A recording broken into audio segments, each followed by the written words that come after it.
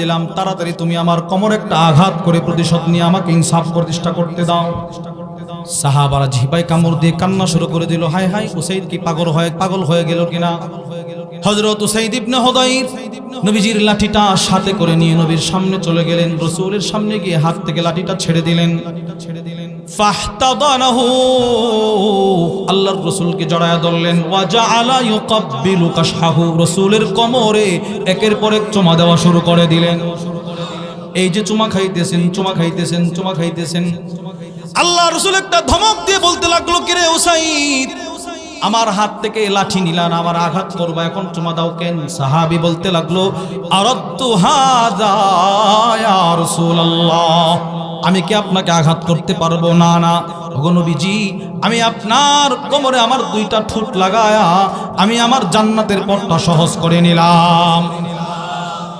আমি তো আমার জান্নাতের পথ সহজ করছি, আমি তো আমার ঠোঁটটারে দামি বানাইছি। এই সাহাবীর দুইটা ঠোঁট কত দামি হয়েছিল জানেন? বুখারীর বর্ণনায় আছে, আন্না উসাইদ ইবনে হুদাইর লাম্মা ক্বারা সূরাতুল কাহফ, এই সাহাবী উসাইদ ইবনে হুদাইর যখন সূরাতুল কাহফ তিলাওয়াত করতেন, তানাজ্জালাতিল মালাইকাতু লিসামাইহা, আকাশ থেকে দলে দলে ফেরেশতা জমিনে চলে আসতো তার কণ্ঠে তেলাওয়াত শোনার জন্য। চিন্তা করেন কি পরিমাণ দামি সাহাবী। তাহলে এই হাদিসেও আমরা পাইলাম নবীজি নিজের বিরুদ্ধে ইনসাফ করছে কিনা বলেন।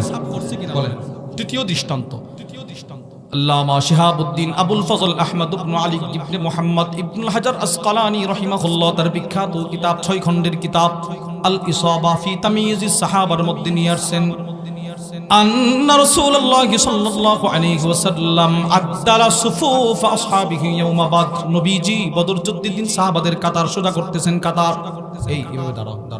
ওয়াফি ইয়াদিহি কিদহুন, নবীজির হাতে একটা তীর ছিল, তীর ইউআদ্দিলু বিহিল কওম, যেই তীরটা দিয়ে নবীজি সাহাবাদের কাতার সোজা করেন। এই তুমি পিছে, তুমি সামনে, তুমি পিছে, তুমি সামনে, এগুলো বলতেছেন।